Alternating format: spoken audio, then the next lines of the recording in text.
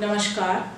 आज हम पढ़ेंगे कक्षा 12वीं की पुस्तक आरोह के पद्य भाग में संकलित उषा कविता। उषा कविता शमशेर बहादुर सिंह द्वारा रचित है। इनका जन्म 1 जनवरी 1911 को हुआ था।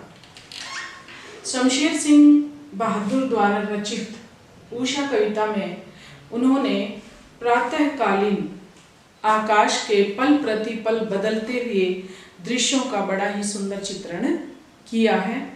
आइए कविता पढ़ते हैं।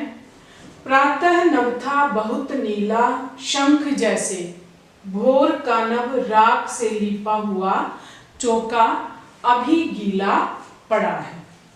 प्रातः का अर्थ है सुबह, नभ का अर्थ है आकाश और भोर का अर्थ है सूर्य उदय से पहले का समय, कि जब आकाश का रंग किस तरह का होता है, आकाश में सूर्योदय से पहले क्या क्या उसके रंगों में बदलाव आते हैं, उन सब का एक सुंदर दृश्य चित्र यहाँ कवि ने प्रस्तुत किया है।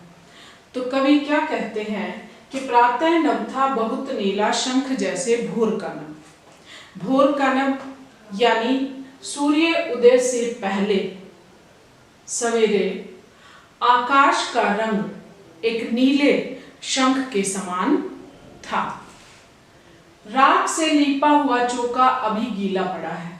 कुछ ही समय पश्चात आकाश का रंग बदल जाता है और जहां आकाश नीले शंख के समान दिखाई दे रहा था, अब आकाश का रंग ऐसा लग रहा है मानो किसी गृहिणी द्वारा अपना चौका लीप रखा हो और वह अभी गीला पड़ा है, सूखा नहीं है।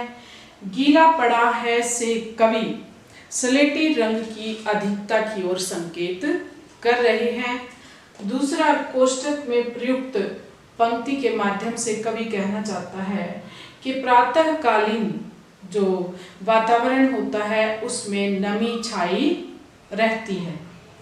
आगे कवि कहते हैं, बहुत काली सिल जरा से लाल केसर से की जैसे धुल गई हो। जहां आकाश कुछ समय पहले सलेटी, गहरे सलेटी रंग का दिखाई दे रहा था, अब आकाश के रंग में एक बदलाव और आ जाता है, एक परिवर्तन और आ जाता है।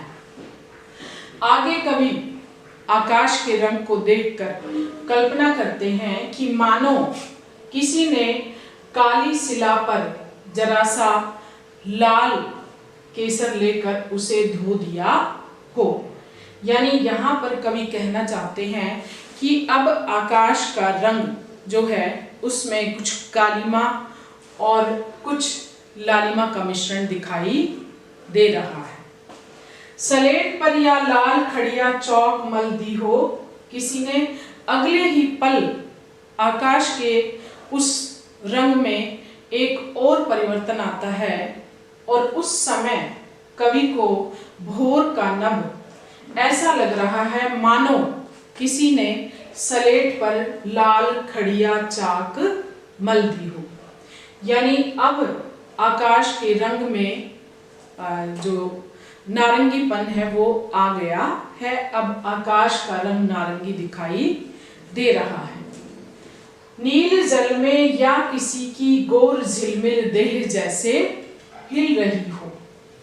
अब धीरे धीरे सूर्योदय होने का संकेत जो है वो मिल रहा है और उस समय कवि को जो आकाश है वो एक नीले तालाब के समान दिखाई देता है और उसमें फैली हुई उजास, उसको देखकर कवि कल्पना करता है मानो नीले जल के तालाब में कोई गौर वर्ण स्त्री का शरीर झिलमिला रहा हो।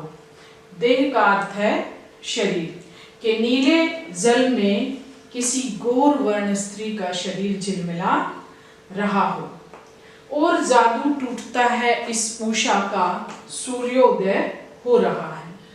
और अभी तक कवि ने जो आकाश की पल प्रतिपल बदलती हुई विभिन्न छवियों का वर्णन किया था, अब वह विलुप्त हो गया है।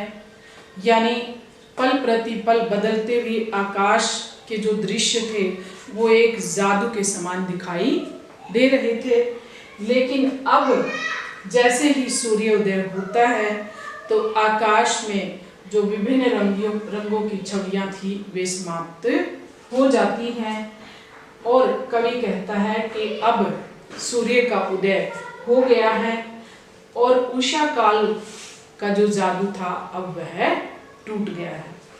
यहाँ कवि ने सिल, चौका, सलेट आदि शब्दों के माध्यम से इसे ग्रामीण परिवेश से बांधने का प्रयास किया है।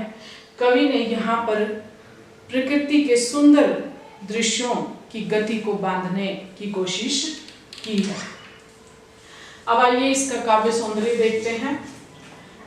प्रस्तुत कविता में उषा काल का बड़ा ही सुंदर शब्द चित्र प्रस्तुत किया है।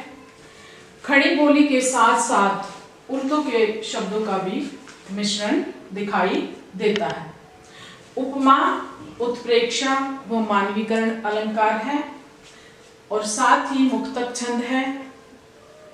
दृश्य बिंब का बड़ा ही सुंदर प्रयोग देखने को मिलता है, यानी जो बिंब योजना है उसका सुंदर वर्णन कवि ने किया है।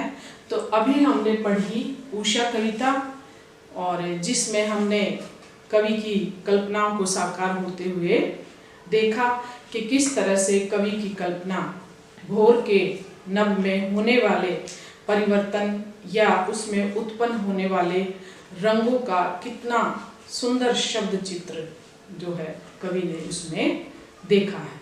धन्यवाद।